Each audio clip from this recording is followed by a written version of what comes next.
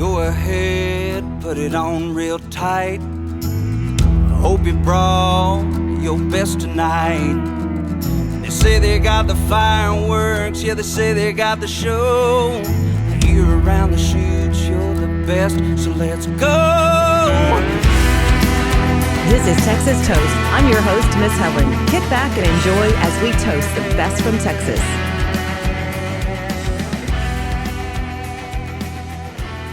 Cheers, everyone. Welcome to Texas Toast. I'm Miss Helen. Along with a guest, I'm going to welcome that if you listen regularly to our podcast, you know that we have highlighted, I'm counting like at least 4 of his songs. I want to say hello and welcome to Palmer Anthony. Hello, Palmer. How's it going? How are y'all doing today?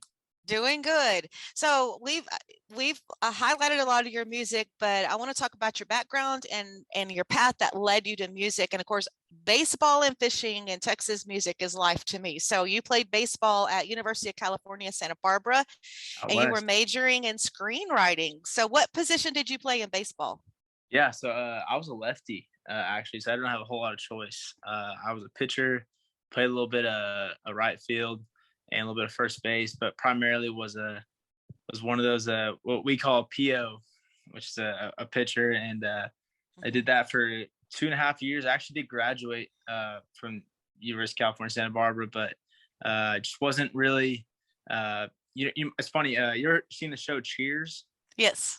I was actually in a screenwriting class, and my teacher was the old writer for Cheers, and she basically was like, Paul, I think you got a lot of great ideas, but you don't have the attention span to, write them in a full screenplay or even an episode set up. And she said, you should try songwriting. And she was one of the people who I didn't play. I had known a couple chords maybe, but I didn't play music or do really anything until I was about 19, 20. And she was someone who helped me look towards songwriting. So.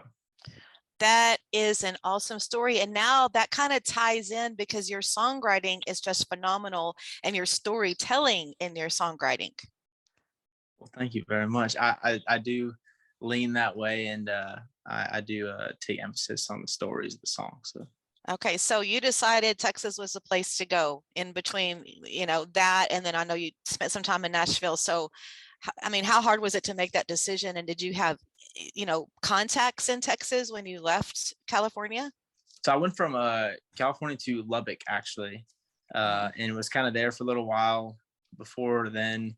And I met a guy named Charlie Stout, who's he wrote the song like West Texas in My Eye. And I played a lot of the Monday night blue light songwriter rounds up there in Lubbock. And he basically was like, hey, I think you got a little something, but if you want to, hone your craft, go to Nashville.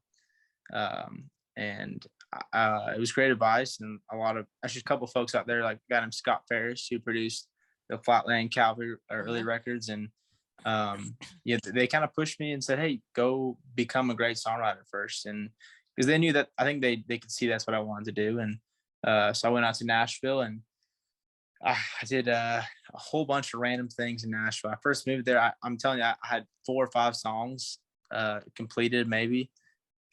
Knew a couple chords, but started interning with a producer named Jakir King. And I was literally working on a golf course out there in Nashville, and was cleaning golf clubs and making connections. And I ended up meeting this guy named Jakir King, and he was a producer, and he set me up and with a couple other young people in town. And that's kind of, I got connected in town. And I ended up, at one point I was playing bass for Hank Jr.'s son. So like I kind of did, wow. I did every odd job you could think of in Nashville. I played in other people's bands. I learned how to write songs better. Jakir was great about teaching me what happens in the studio. And there's a very formative 3 years in Nashville from 19 to 22, basically. And then it was right about then where I realized that I think that I was writing and wanted to be in the Red Dirt Texas scene and wanted to invest in it. And so I came back this way, and really just started playing the bars here and playing the open mics and working my way up the scene, and got a couple of cool opportunities starting last year, really opening up for bigger bands. But it wasn't like we were just like popped onto the scene last year. I'd spent a solid 2.5, 3 years, playing the bars and playing for nobody, and open mics, that kind of stuff. But starting to finally catch our momentum. So. Oh, yes. Yes. Your name is everywhere and you've built some great momentum. What a great story and how you built your foundation and almost got like your second college degree in Nashville. So in November 2020, you came out with Remember Us, which is an awesome song. Love the video. Was that one of your first writes, or had you had that song in your library already? Yeah, Remember Us is a really funny story. I had basically, it's kind of unknown, I guess, to most people, but I had completed like a 4-song or 5-song EP that I think I was a little green doing. I kind of had that out in the world and kind of took it back down in early 2020. And when COVID hit, I went back to my dad and mom's place in Northern California. And that video is actually where I grew up, mostly in Northern California. And everyone's always like, that's California. I'm like, yeah, that's California. It's a small farming town in Northern California, is where I spent most of my childhood. And I was sitting on my parents' porch during COVID and literally wrote that sitting next to my dad in about 45 minutes. And I always tell people I should probably give my dad some songwriting credit because he was sitting right next to me. But I think he's all right. He didn't have any words. Well, of course, you've moved on. Your current album is entitled Western and Roll. We've talked about Happy for You. Of course, you had your duet with Gracie York, Meet Me in Texas, Letterman, which I fell in love with that song and drink to that. So let's talk about Letterman a little bit, because that song, like, it just touches your heart, but the twists and how you use Letterman in so many different ways. We talked about it on Texas on Tap. So I just want to hear it from you, how that song came about. So yeah, that was actually the first time I had heard of y'all, was when y'all covered that song. And I was so impressed. And honestly, same with Happy for You, that it was picked because honestly, that was a song I felt like got slept on. And maybe that's y'all's thing, that y'all find the songs that are slept on, because I feel like Happy for You was the same situation. Those are both solo writes. I was really proud of both those. And I do think that, like, it's funny, and I'm still figuring out the TikTok world, but I put it on TikTok the other day and it like became my biggest video ever, was Letterman. And I was like, well, it came out. Everyone's always like, when's this coming out? I'm like, it's been out, and but no, I'm that song was one that it was, I just love old country music. And I always say, like, I'm trying to bring, traditional country music with a modern flair. And I think that was something that I just loved, how that came off the tongue. Letterman, Let Her Man, and like Letter, all kind of stuff. And, yes. all it was just that word, and just creating a story around that. And for me, it becomes very easy to write about high school and small town life, because that's how I grew up, and was, shaped me so much as a human being. Not even musically, it shaped me, but it shaped me as a human being. And it's really easy to write about and tap into, because I truly haven't until, my mid-20s. So, and that's thank y'all for listening to that one. That's what I love about your music, because it takes me back to my younger days, but I just appreciate your music. And as I was going through the album and listening, as we have found all your music, another one I liked was Over Under. Y'all like the sleepers. I mean, that's my jam. Like, I go through and I preview the music, and I was prepping for the podcast, and I don't listen to just one or two. I dig and go down that rabbit hole, and I just kept going back to that one. I'm sorry. No, like, I truly, that means more, like, that people listen to the ones kind of that truly don't get the most, obviously, like for my band, like, we're still a new band, that kind of stuff, but Drink to That and Meet Me in Texas are kind of the ones that people know us by. And I'm thankful for that. I think it's awesome. When you think about songwriting and where I would like to hang my hat, I think songs like Over Under and Letterman are, I'm really proud of. And that one was funny too, because I hope people will take a second look at our album, because to me it's a breakup album. And if you listen to it, it's truly like moving on. It sounds funny, but from a high school relationship. And it's songs like Remember Us and over under are dealing with the moving on phase and that kind of stuff. Even Letterman, those are all based around that idea. Then you got songs like Happy For You and Drink To That, which are kind of like, you know, kind of turning the cold shoulder to your ex kind of songs. But the whole album, there was songs that I had finished that I was thinking putting on this thing that I didn't put on because they weren't breakup related. And I wanted people to like fully view this as a breakup album. But you know, that one was one that I had a lot more detail in that one. And I'm sure the person who I wrote about knows it's about them, if that makes sense.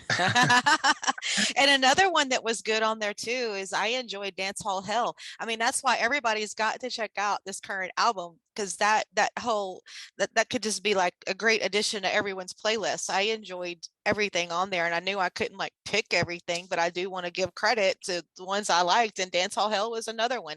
So good job on that. Let's talk about where you recorded and who produced you, because I know your producers have really played an integral part in your career and like were placed in your path. I love how your story just kind of all comes together with all the members on your team being involved.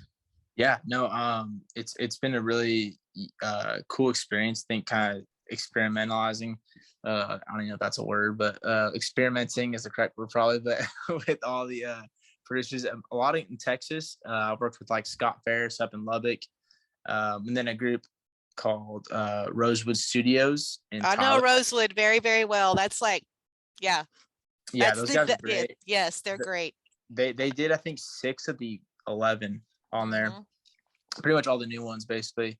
And then a guy in Nashville who actually was a Christian contemporary songwriter. There's a song called like Made to Worship, was like a really big song he wrote. But he has a kind of a really cool little home studio, and that's kind of like, he worked with Jakir King, who was a producer that I worked with in Nashville. Also one song is done by Jakir King on there, and Jakir is responsible for songs like Use Somebody, Kings of Leon, Sex on Fire. He did like James Bay, Let It Go. He's done some incredible like major records, and the fact that I snuck into his studio and got a song out of that was pretty cool. He's a great guy. But no, I mean, it's really, there's 3 guys total that kind of work with, and it's Kerry West over at Rosewood. Yes. Stephen Sharp in Nashville, and Jakir King in Nashville, both those guys. And it was, I think that looking forward, I'm gonna kind of hone in one sound, but I do think that I wrote, you know, every single one of these songs, and although the production's kind of all over the place, so is my music taste. So I'm okay with that, you know. Well, I think you've done a great job so far. And so are you co-writing with anybody right now, or are you just solo writing? You know, I, for the most part, I think 6 of the 11 songs I solo wrote. But at the same time, I'm hoping soon to be locking in a little publishing deal in Nashville. But at the same time, I really enjoyed writing for other artists and kind of dipping my toes into their projects in a sense. I know y'all, I've looked at or interviewed my buddy Clayton Mullen. And it's funny because my bass player found him on TikTok like in October or something like that, maybe November. And we both knew like, man, this kid's just got some talent, you know. But we invited him over to the house, and literally the first time we met Clayton, in the first 45 minutes that we met Clayton, we wrote South of Forever. So his like, you know, single. And it's funny because like sometimes we hold ourselves to that standard. We'll be like, why didn't you write a song in 45 minutes? We're like, well, it doesn't happen every time, you know. Right. But no, I really enjoyed writing with him, and he's going to be a star, you know, whatever path he chooses, whether it's, you know, more red dirt stuff or Nash or whatever. He's got the chops for it for sure. But I recently have a song coming out. I think it's next week with Cody Hibbard. And I wrote one with him. And honestly, so for myself, I think I write a lot by myself. But I truly enjoy writing for other people's projects. And so I'm just a big fan of the guys that are my friends and that are killing it out there. And it's become a passion of mine to write with, you know, guys like Clayton, guys like Cody. And There's a girl in Nashville named Casey Tyndall. I'm a big fan of, and we just wrote a song together that I'll probably cut. So I don't know. I love co-writing, but I'm still pretty new to it, I would say. But I folks like that around the scene, a lot of artists, I would say I like writing with. I think that's just because I'm an artist and that's probably what I gel with the most. But it's been a great process, kind of learning how to co-write and be, helpful with other people and that kind of stuff. That's amazing. Great stuff right there. And let's talk about your band, your live shows. What do you have coming up? What's your goals there as far as getting out? Yeah. Oh, when is this going to air? Do you know? So I can next Tuesday. Perfect. Okay. So yeah, we have some shows actually coming up. I'm really excited about. We're playing with Chase Rice in Arlington. Wow. Love Chase Rice. We're playing with Reed Southall up in Missouri. Wow. Yeah, we have some shows we're gonna announce really soon that I'm really excited about.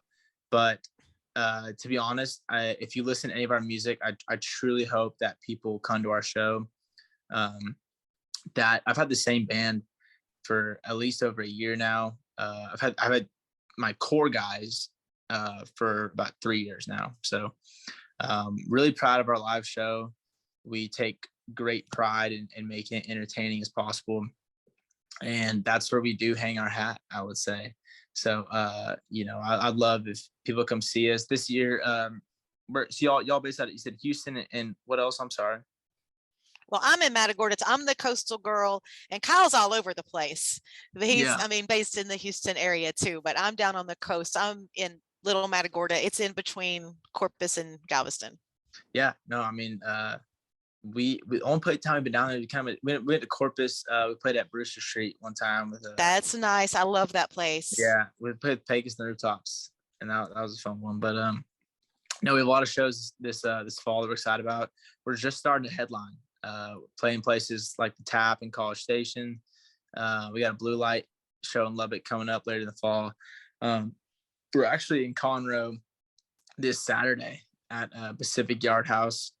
But just trekking all over Texas, Arkansas, Oklahoma, and sneaking a couple opening dates with guys like Chase and Reed Southall and a couple random ones I can't think of the top of my head, but just starting a headline and doing that thing. So we do have like a website and everything. People can check all that stuff out. So yes, and the website, I guess, it's palmeranthony.com. Yeah. Easy enough. Well, it's great to have you on the podcast, because not only have we talked about you and found your music, but another person I had a conversation with about you is Corliss. I love Corliss. I do too. That's my girl. So yeah. So believe me, I've been keeping up already, and we're going to be following you. And we're so happy that we've had you on the podcast. Now, on a personal note, so people can kind of get to know another side of you, what are things that you like to do outside of music when you have time to do something outside of music? And that's like the craziest thing to think about, because until I was 19, or really 19, 20, I didn't do music, and I meet all these kids that started super young, and I just turned 26. So, in terms of the Texas country crowd, I'm probably a younger. When I go out to Nashville, I'm meeting these kids who are 19 and 20. I'm like, geez, wow. They're just insanely talented. And I think, I played baseball in college, and that's something I love doing still. But I will say, I'm just so obsessed with music right now that I can see that. Free time, it's songwriting. And nowadays with TikTok, I feel like if I have free time, I got to go make a TikTok or something. So, but I truly love it. It's paying off for you. You're going to do great things. And it's funny when you brought up the ages and about going to Nashville, and they're this age and that age, and I'm this age. It does parallel with baseball, and how all of a sudden Altuve and Correa and all our Springer, they were all our babies, and now they're the big, they're the older guys now, and all these younger ones coming up. So yeah, I always, compare my baseball and fishing and music. So, okay, Palmer, well, we're going to be in touch with you. Thank you so much for being on the podcast. And one last question, if you were a cocktail, what would you be? If I was a cocktail, I'd be a Manhattan. Okay, Palmer Anthony, thank you so much. Thank you very much. Appreciate y'all. And with a heavy tongue, she knew where I was from. As she left, I dared to say, well, you can go to hell. Hell, I'll go to Texas. I've had my fill of every place but home.